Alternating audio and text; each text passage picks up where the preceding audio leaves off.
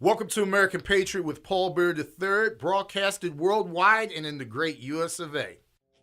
I keep a close watch on this heart of mine. I keep my eyes wide open all the time. I keep the ends out for the tie that binds.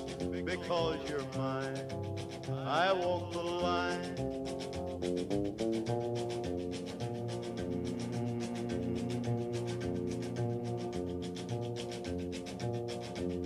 I find it very, very easy to be true. I find myself alone when each day's through. Yes, I'll admit that I'm a fool for you. Because you're mine, I walk. Welcome to another episode of American Patriot with Paul Bear III. I am the People's Lobbyist. And we kick off our podcast today talking about Democrat Party and blackface. What the heck is going on in the state of Virginia?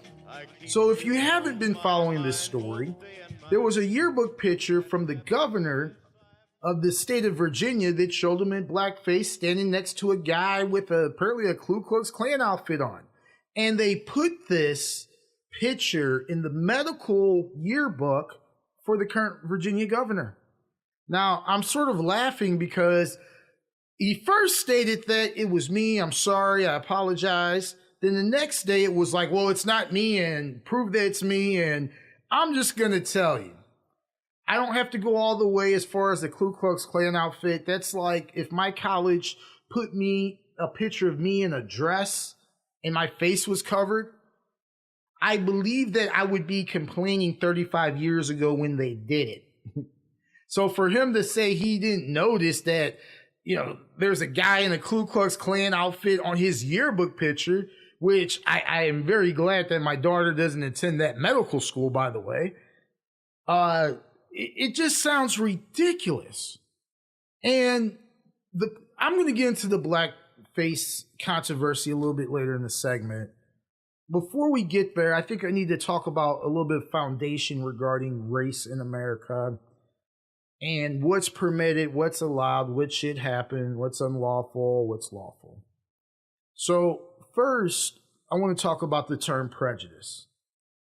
And I want you to follow me through this point because it's not a simple thing to talk about. Unfortunately, in the United States of America, being prejudiced is legal, lawful, and constitutional. Give you some ideas of basic prejudices. I only date tall guys. I only date guys with money. I only date girls with blonde hair. I only date girls with a college degree. We all have prejudices in ourselves. Some are more mainstream and normal. Some are horrid. But in the United States of America, you have the inherited right to be prejudiced. Unfortunately, that applies to race also. Now, me personally, I think it's a sick, inbred, stupid, unconscionable behavior to be prejudiced against a person because of one's race.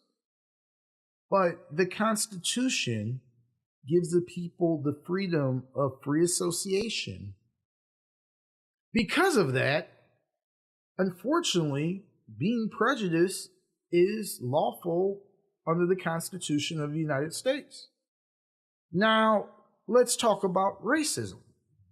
Racism is when you take a prejudice based upon race and try to inhibit the life, liberty, or otherwise enjoyment of our society.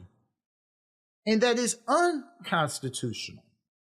So, to give you the real world perspective, you can decide who you want to date. You can decide who you want to come to your house. You can decide who you want to associate with because of race. Again, I think it's completely stupid, but you're allowed to do that. But what you cannot do is take that prejudice and influence the life, liberty, or otherwise enjoyment of our society upon others.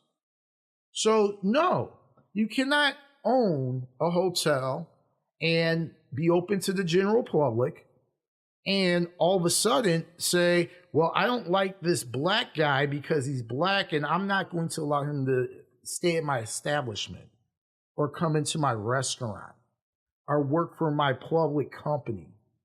So as long as you want to be prejudiced and stay in this little circle of doo-doo is what I call it, you're allowed to do so. And I will not actively defend your right to do so. I hope you slip and fall. I hope you make all the mistakes in the world. That's one time where, I don't care where mainstream media attacks somebody, and if it's true that they're utilizing their prejudice to be racist or just being outright prejudiced, I hate it. But it's the mark of a free society to be able to choose who you associate with. But again, you cannot deny somebody an educational opportunity in this country under our United States Constitution, or the ability to purchase a home in the community, or to arrest or detain people based upon their race and nothing else. I am very fortunate in the position I'm in to communicate with the community on these issues. It's very complicated to talk about race and where we need to go and what needs to be done.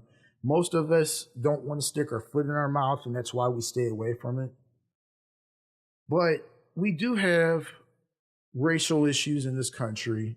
The interesting thing about what's going on in Virginia is that, and sort of get back to the blackface, so you have the governor with this blackface controversy. The lieutenant governor now has a sexual assault controversy, which I looked into it, and it's a straight up he said, she said. And those people that follow me, they know how I feel about those.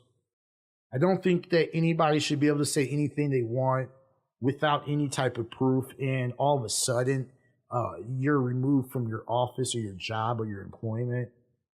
But victims need to be listened to also. But part of being a victim is being an accuser. And when you're an accuser, that comes with a different set of responsibilities.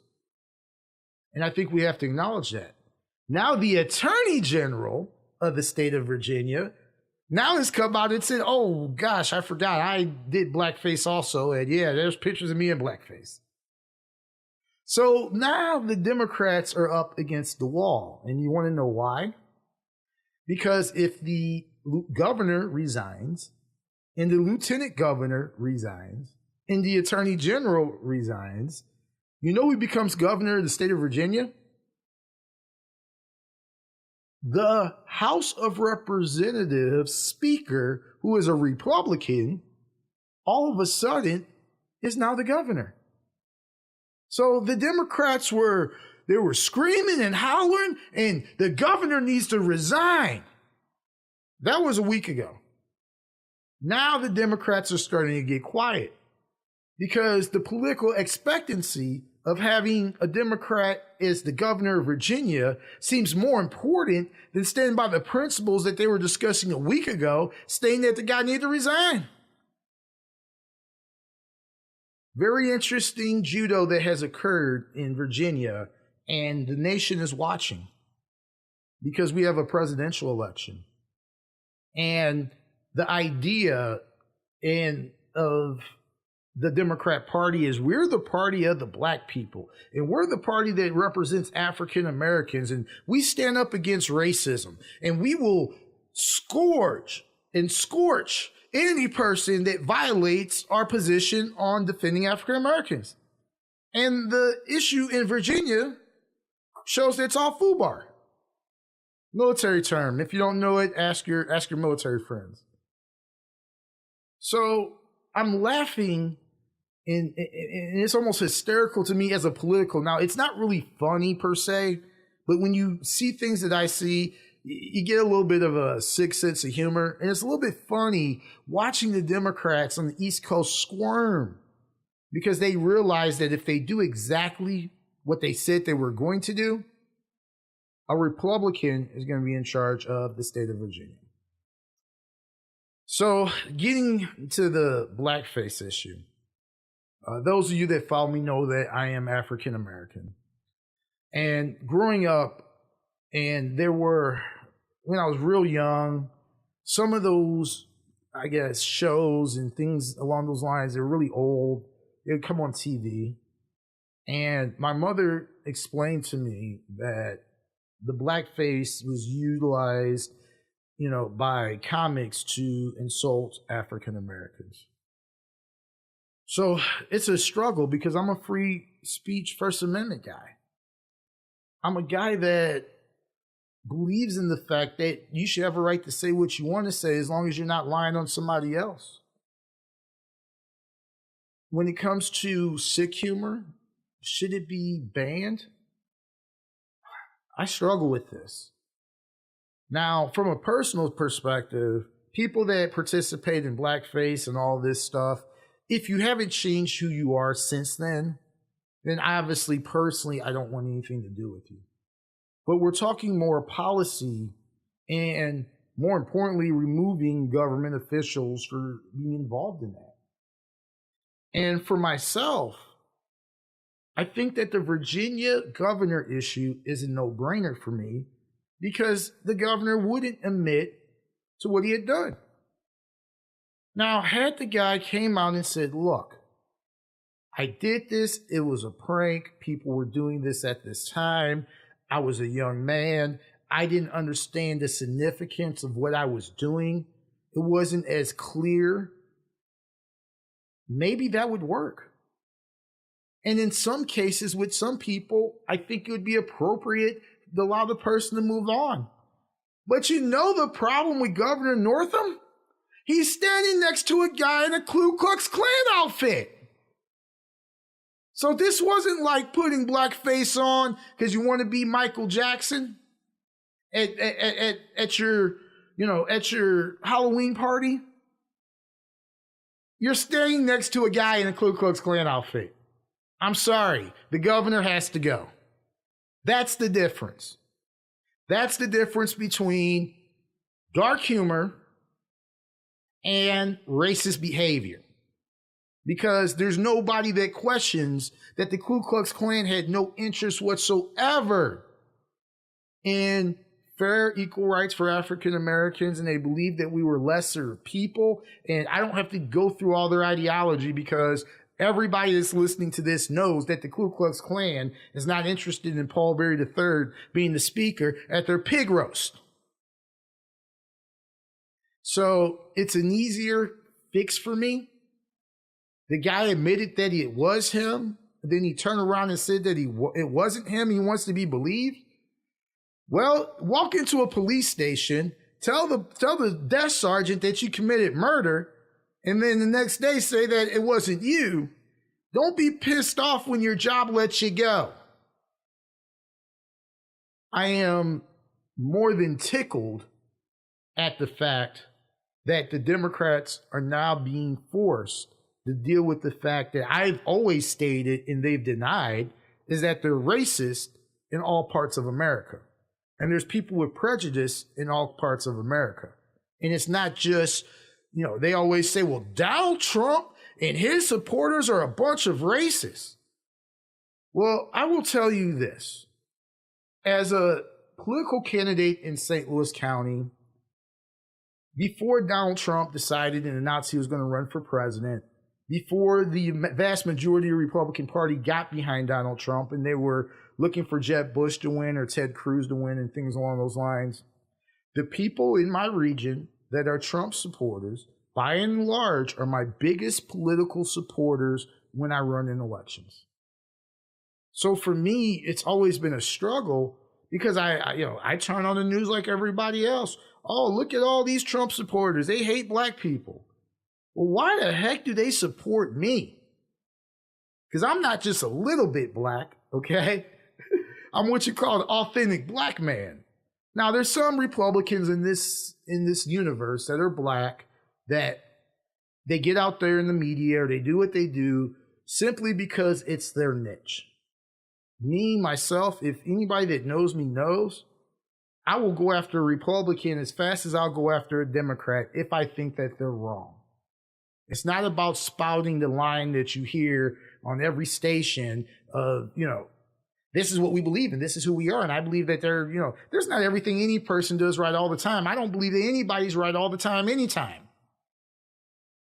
So it's interesting for America to be able to see that just because you're a Democrat doesn't mean that you would risk having a Democrat in office to deal with a guy with apparent racial animus.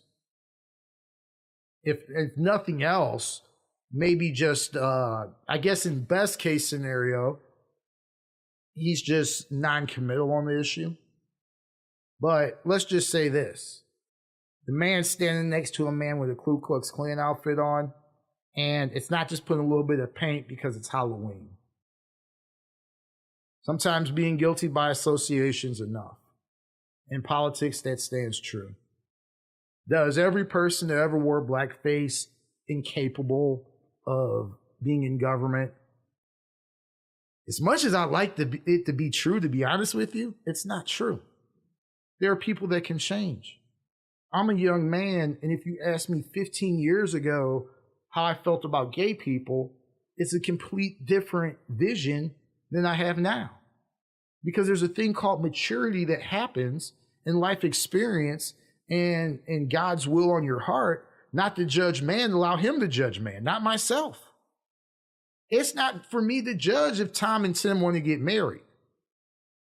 There are issues that we'll get into different part of this episode where we sort of revisit the marriage abilities of gay people in this country.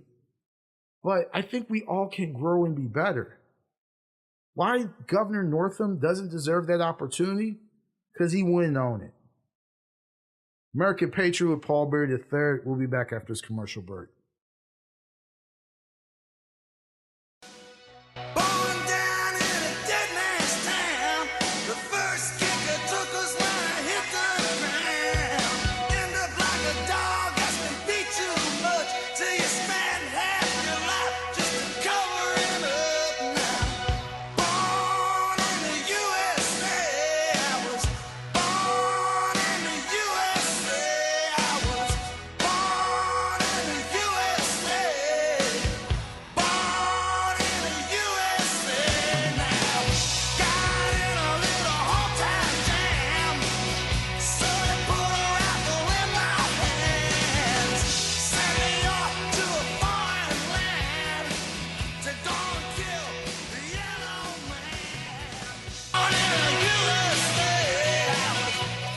Welcome back to American Patriot with Paul Bear III. I am the People's Lobbyist. And for our POTUS Watch this week on American Patriot, we zoom in on the State of the Union address given by our President, Donald J. Trump.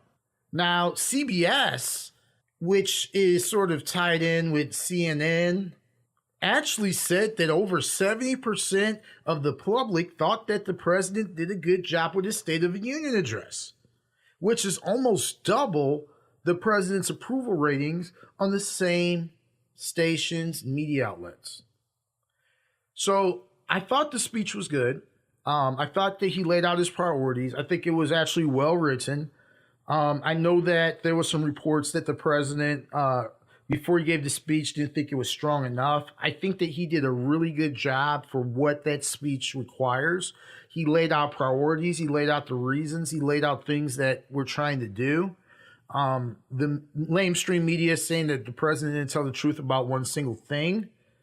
But I think the public, and especially some of my Democrat friends, are starting to see the president in a different light. Now, your hardcore Trump haters, they're not going to change no matter what he says, okay? He could deliver gold bullion to their house, okay? And they're still not going to like the president. But that's sort of the opposite polar when Obama was president, that there are some people, you know, there are things that as Republicans we would actually champion, like things he was talking about in Afghanistan and some of the, you know, things that we're working on, and they'll never ever agree. So elections are not really decided by those people because they can't be moved, and people in politics know that. Elections are decided by independents and soft Democrats and soft Republicans.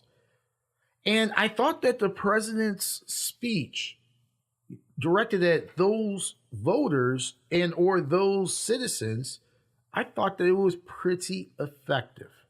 But I think that most independents are waiting to see if Congress and the president can work together to push through some of the agenda that he talked about in the State of the Union. So a couple things that I thought that really hit home. First one was criminal justice reform. This is something that has been taboo for politicians since the beginning of time because it makes you sound like that you don't support law enforcement. And the benefit of things that have happened, like in my hometown of St. Louis County, Ferguson issues, is that people are starting to understand that the system's broken, and it doesn't make you anti-law enforcement to be pro-criminal justice reform. Because when I have a lot of cop friends, I run a bail bondsman company and I've owned it for years, and there's a lot of cops I talk to that want this same reform. They don't want to do things stupidly. We are all, as a country, getting on this agenda that we want murderers, rapists, narco traffickers, and full-time scam artists in jail. That's what we want. And everybody else, all these other little petty crimes and, this guy did this jaywalking. We don't want to use incarceration resources in a stupid matter, because every time we do that, then a real dangerous guy is not locked up. And I thought the president came across very strong. And Kim Kardashian, you get a little bit of credit for this, and I need to get her on this show because she's doing some cool things too. But she went to the president about this issue regarding a woman, nonviolent, got arrested for her first drug case, and got life in prison. If you are the most anti-drug person in the world and you're a fiscal conservative, you still don't want to do this, because I don't want to pay $76,000 a year for this woman to be in a penitentiary. You get me a bad guy, you get me a child molester, you get me a rapist, you get me a murderer, okay?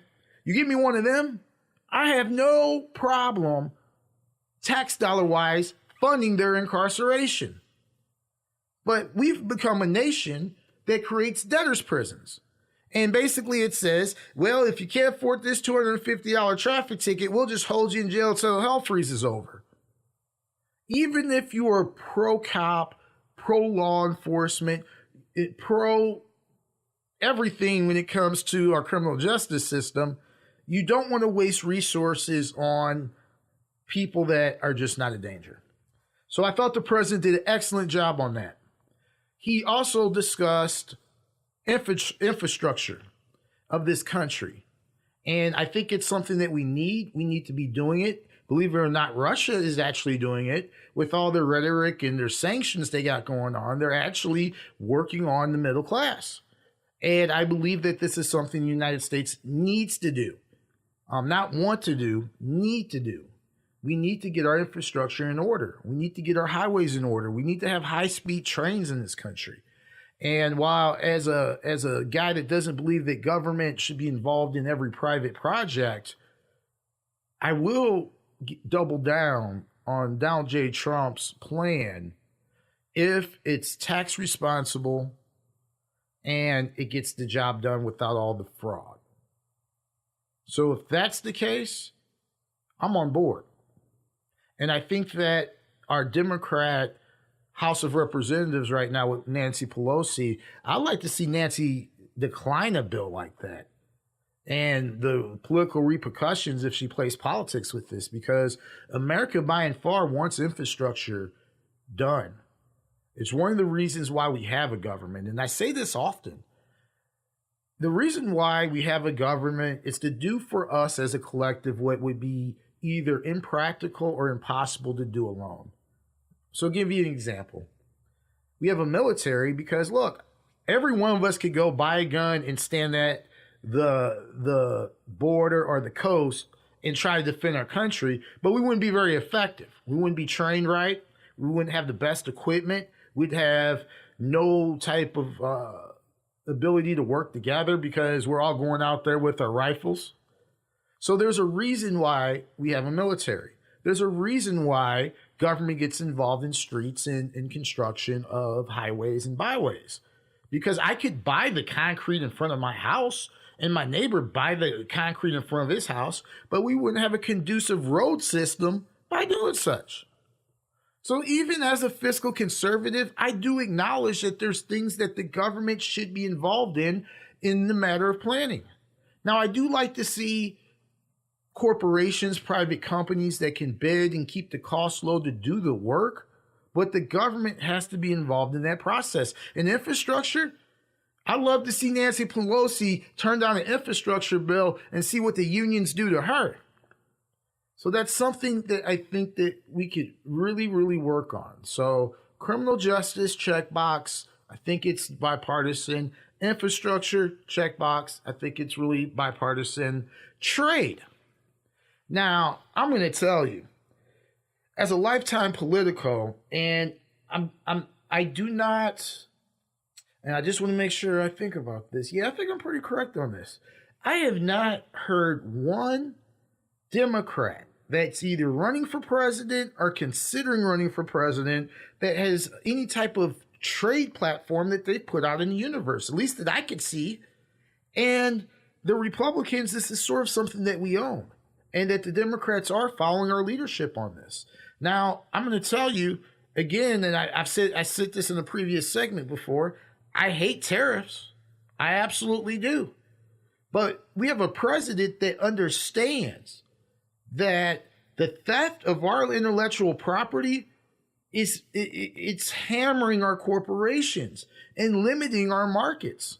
And quite frankly, the way I want to see our president go forward with this, and I like his idea when he says we need to have an agreement that says when they do it to us, we're allowed to do it to them. Try going to Beijing and buying a property and opening up a business. See how successful you are as an American, or go to my great country, Qatar, and try to open up a business. And what they're going to tell you is that you're allowed to be a minority partner, but you have to find a local corporation company within the country that's going to be a majority holder of said company. That's not the way it works. Asians in China can go to New York, San Francisco, Chicago, St. Louis, and they can buy property freely. They can be landlords. They can put businesses in there without all these restrictions. So if you want to utilize our economy for the economic benefits of freedom, which is what we support here in our United States, you make sure, Donald J. Trump, that I can do that in China.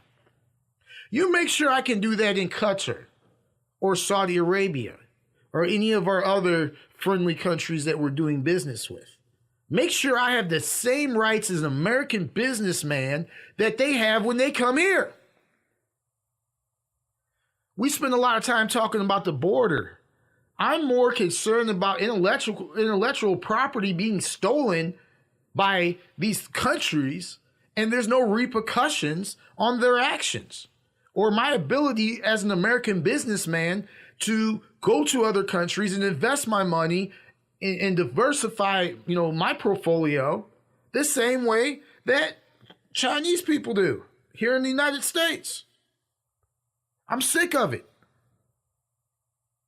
Now, if you talk about America first, that sounds American first to me.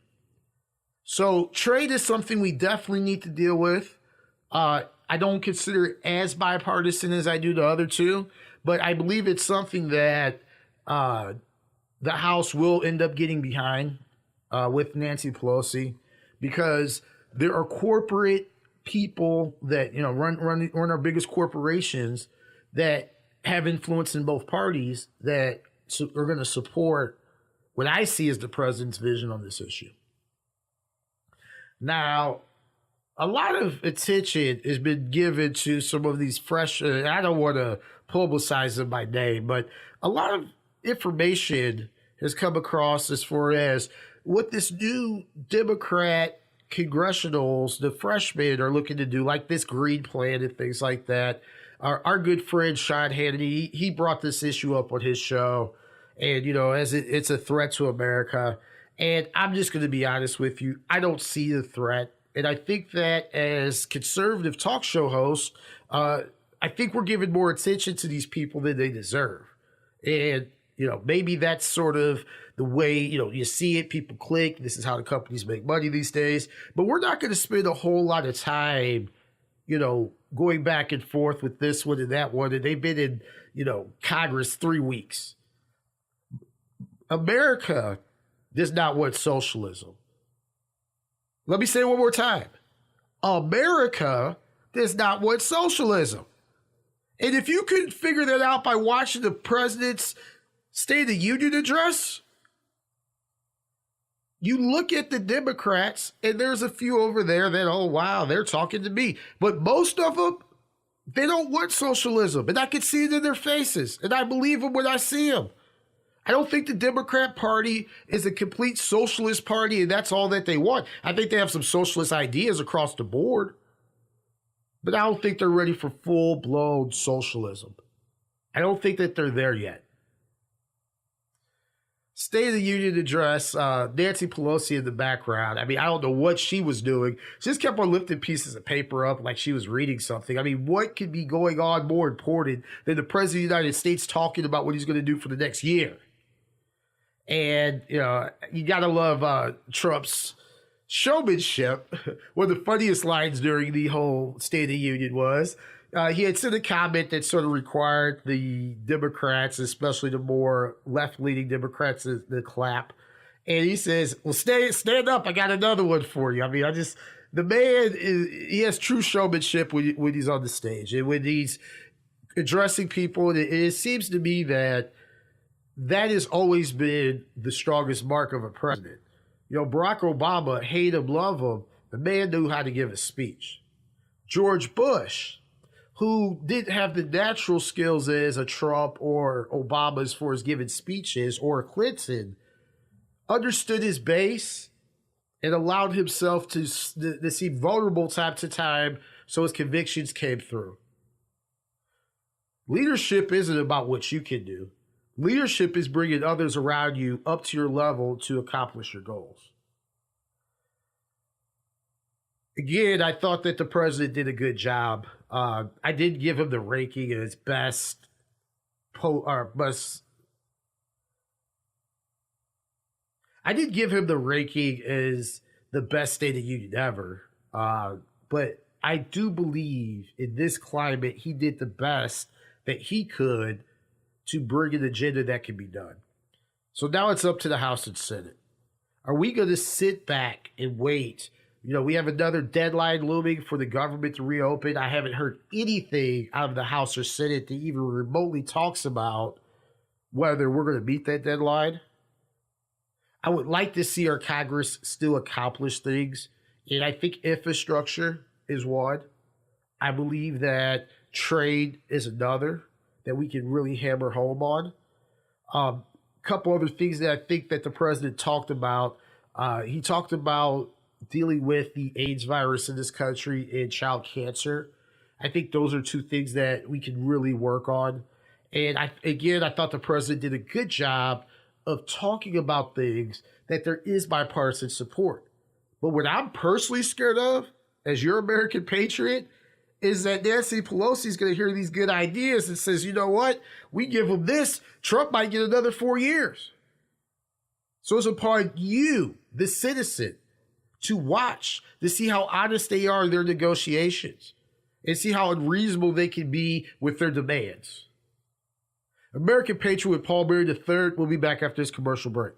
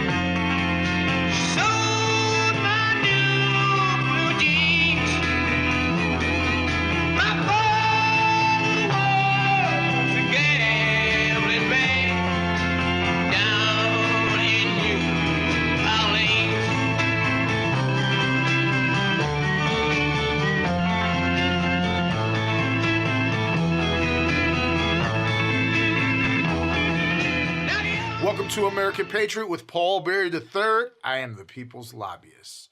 And for my American Solutions segment, we study the Shakespearean trilogy, To Plead or Not to Plead, what to do when the FBI comes to your door at 6 a.m.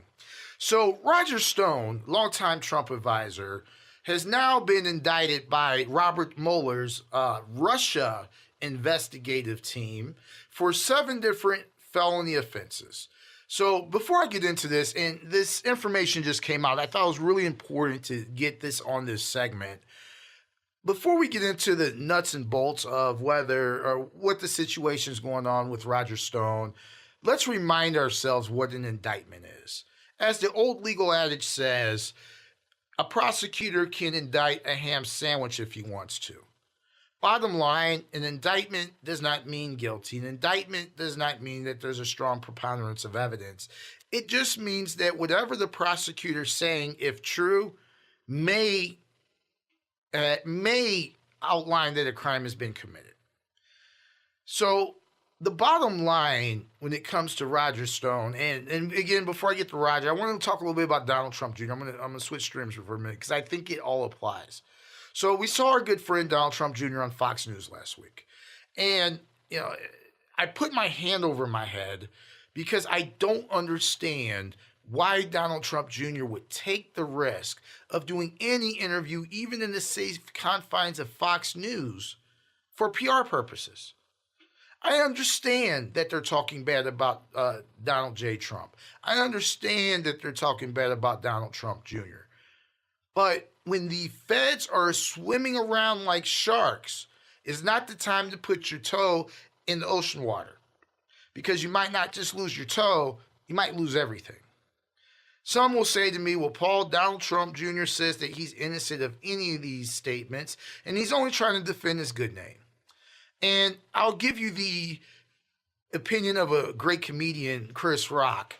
And I think he said it best when discussing O.J. Simpson and O.J. possibly hiring Johnny Cochran.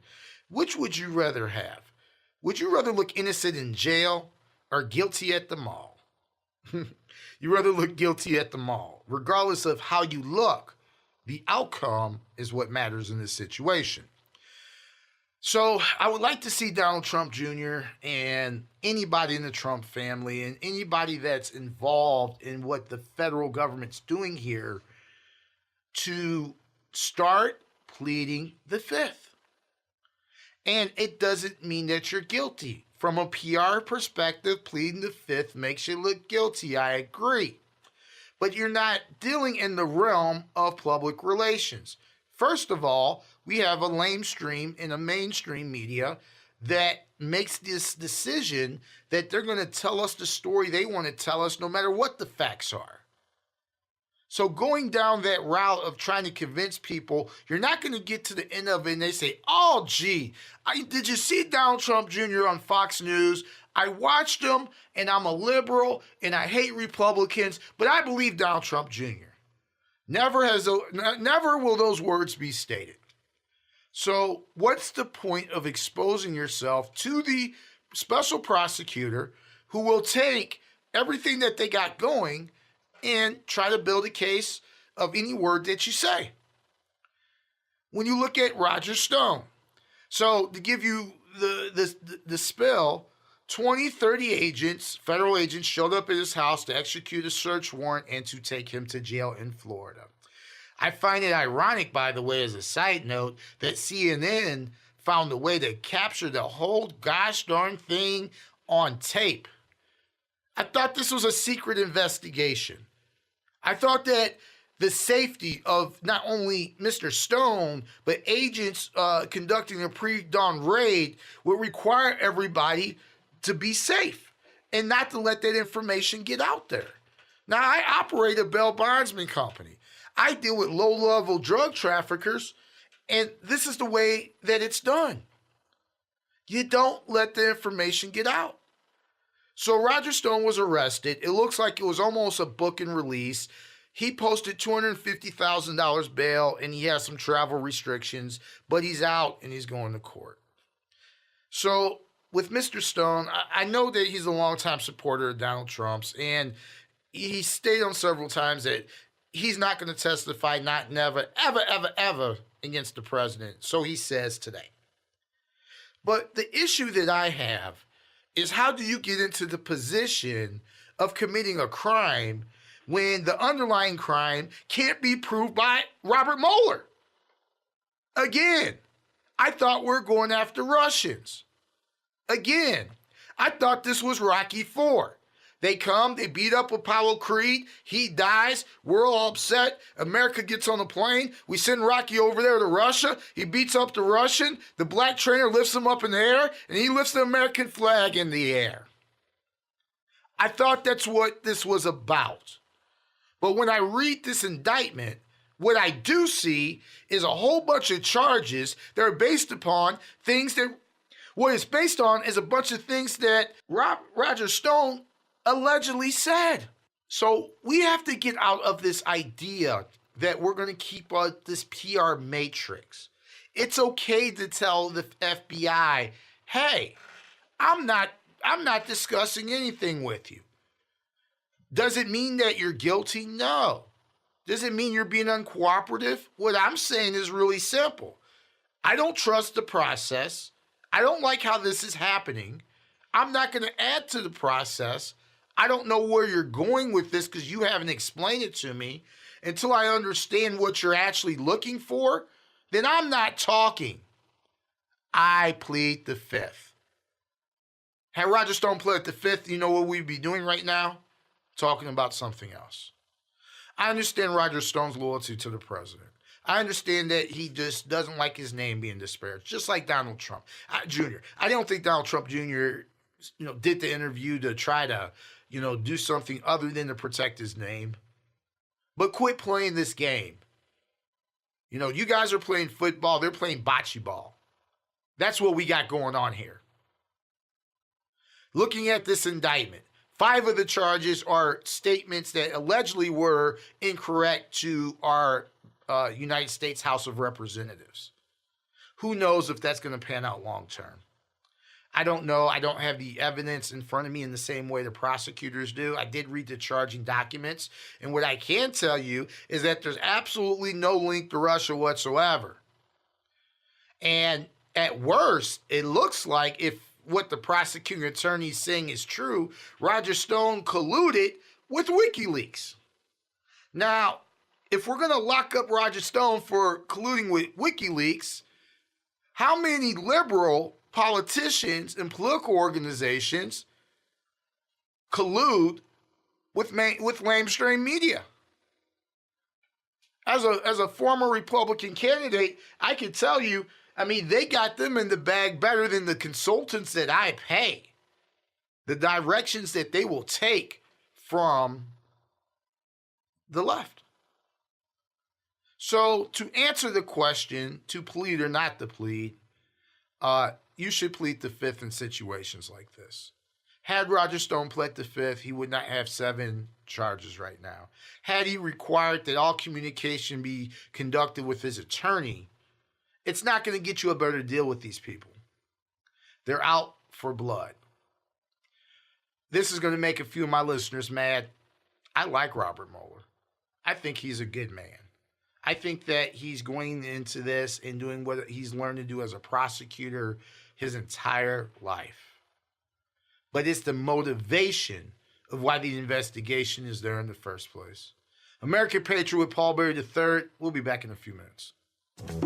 Pleased to meet you. Hope you guess my name. But what's puzzling you is the nature of my game.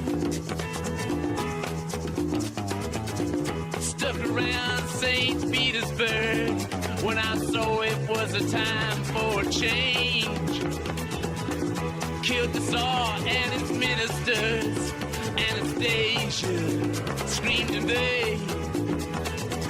I rode a tank, held a generous rank when the blitzkrieg raged and the bodies stank. Pleased to meet you. Hope you guess my name. Oh yeah. Welcome back to American Patriot with Paul Berry III. I am the People's Lobbyist. For my political matrix segment, I want to discuss a little bit about trade wars in China. So the bottom line is that China is an emerging economy. 1/5 of the population lives within their borders, and they are definitely our economic challenge going on in the next decade, maybe even the century. A lot of people have a lot of thoughts about Russia, and they think about the old Soviet Union, but people don't understand, and I don't often quote President Obama, but he was absolutely right when he said this, that Russia is a regional power. Their GDP compared to the United States is 7%. So California and Russia are doing about the same amount of business.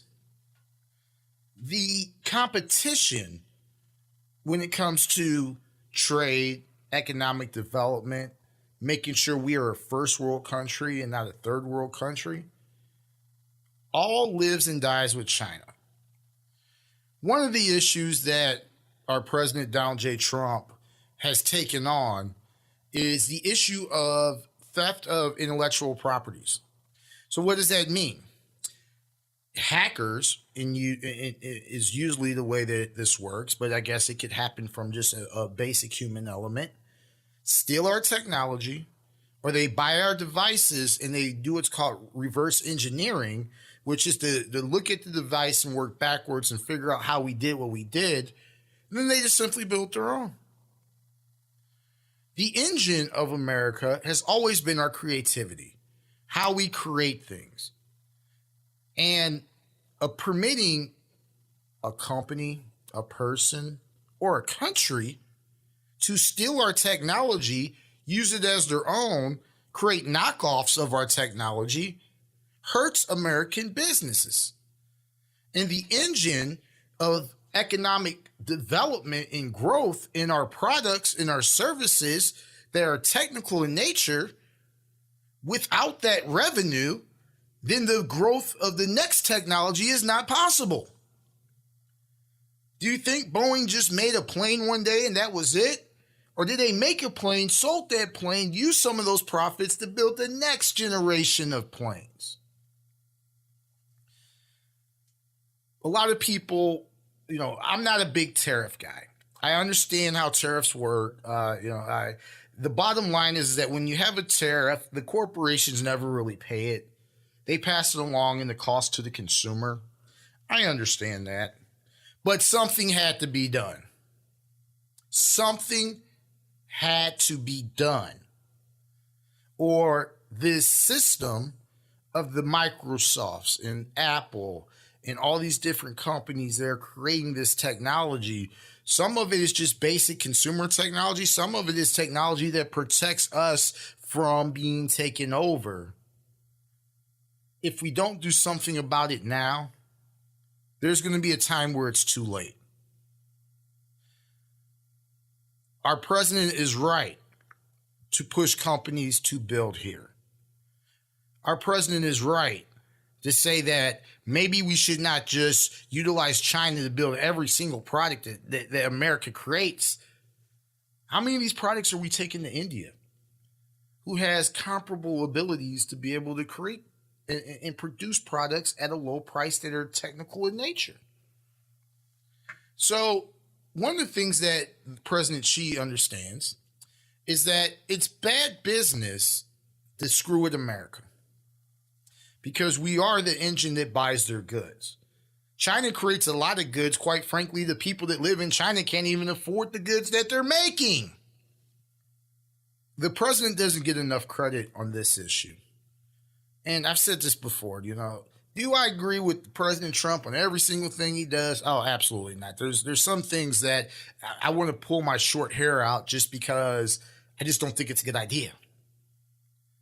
But with that being said, give the man his credit when it's due.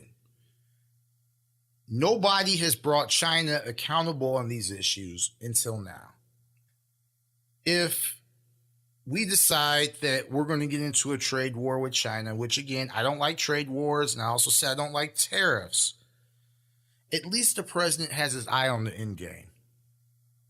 Do I agree with every, step here in this?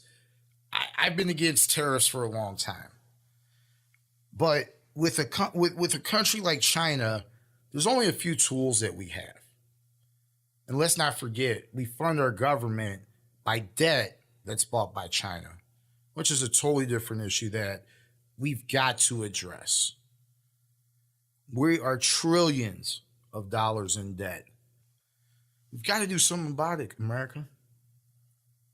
And I don't think that Bernie Sanders is going to address China.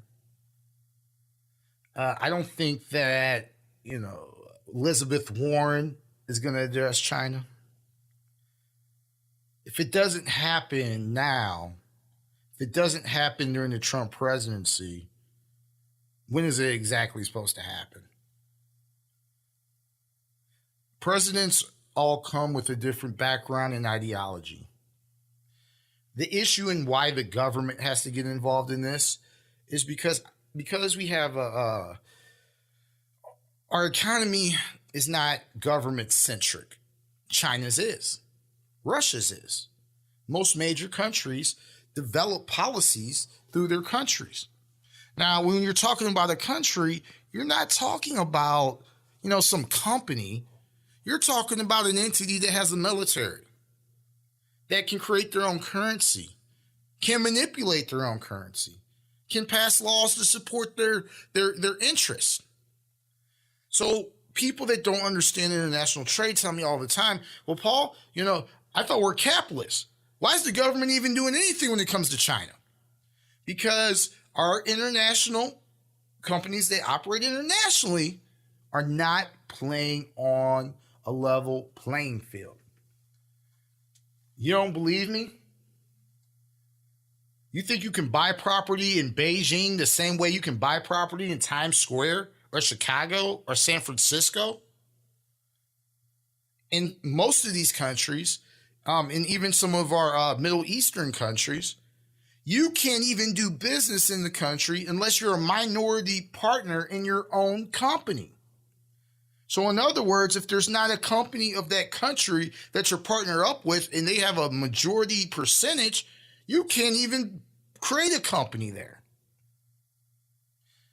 If you want American protection, if you want American ideals, if you want American tax dollars, if you want anything from America, you need to believe in our values or we need to cut the aid.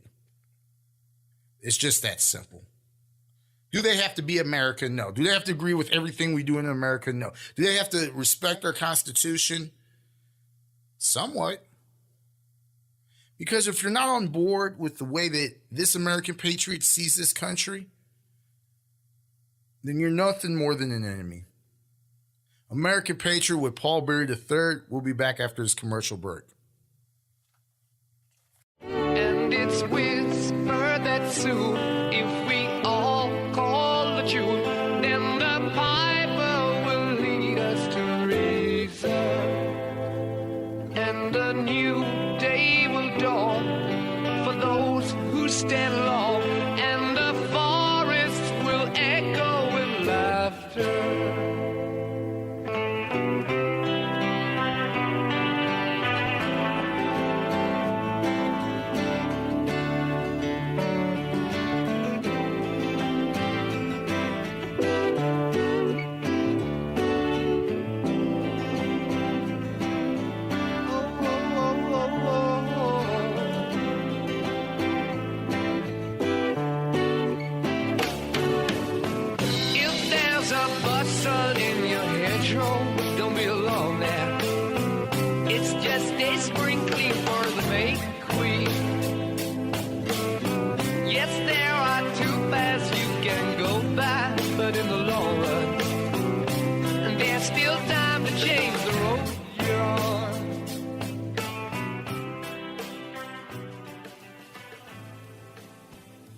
Welcome back to American Patriot with Paul Berry III. I am the People's Lobbyist.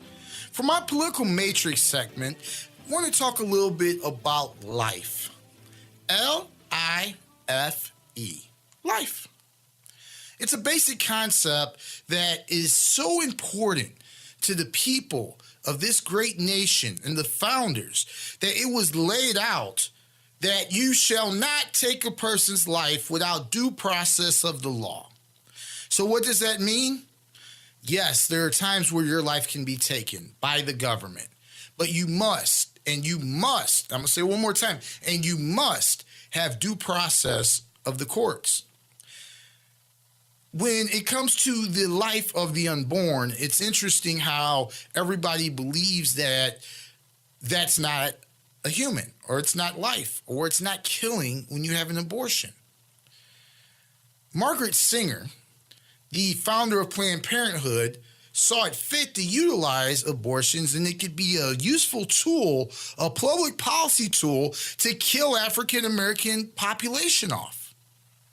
But despite this abhorrent history of abortion in this great nation of ours, it's very difficult for a political like myself to get fellow African American politicos to stand up for the rights of the unborn.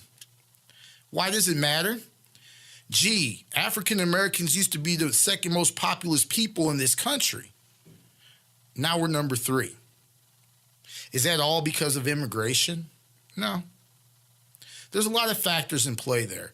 But the one that we can stop with the signature of a pen is the killing of black babies in urban areas by the form of abortion. So how do we get to this point? Well, you can't afford a baby, you got to kill it. You don't live in the right neighborhood, you got to kill it. You're unmarried, you should kill your baby. You would think that the Ku Klux Klan was funding Planned Parenthood, as many babies that have been killed in this nation. Most of you guys that listen to me know I come from St. Louis, Missouri, where we had the issues of the city of Ferguson and Michael Brown being killed. Whether you believe that the killing was justified, unjustified, in between, don't care, doesn't really matter what your position is on this issue. The one thing I could never understand is that there is outrage when a 19-year-old is killed. But there's no outrage for the innocent babies that are killed prior to birth. Good friends of mine in the Conservative Party are considering heartbeat bills across the country. So what is a heartbeat bill? It basically states once you detect a heartbeat, it's a life. I think we could do a little bit better than that.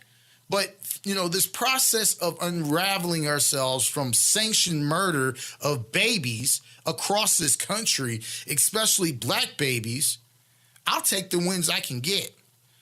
My Little League baseball coach used to tell me, Paul, you can't hit a home run all the time. Just get on base and then steal bases if necessary. I think that we need to really look at what we're doing here to our population. I see all the Black Lives Matter signs. I want to see a Black Babies Matter sign. Because while there's doubt and there's disagreement regarding whether law enforcement should have, shot Michael Brown in the back and forth, who I know is 100% innocent? Is the baby. I hear all the time with the DACA argument. Well, we got to have DACA because these kids did not have the opportunity to make their own decision and they should not be penalized because of such decision. But it's complete hypocrisy when you're looking at it from the viewpoint that does not apply to the unborn child. If you're a guy like myself, this was an issue that took a long time for me to come out on. Because as a young man, the way that I looked at it was, what decision is it of mine to get involved or have an opinion? This should be decided by the mothers and the women. Not as far as having an abortion, because I've always been pro-life, but taking up the cause and being a voice for it. I always had a feeling of being uncomfortable about diving into things. I didn't even have kids at the time. What the heck do I know about this? But as a father of 5 daughters, my oldest daughter attends University of Southern California. And if you look at the statistics, if you look at the Planned Parenthood playbook, My daughter was unborn, unwed parents who had a dad that was finding his way as a radio station intern and a mother that was going to college.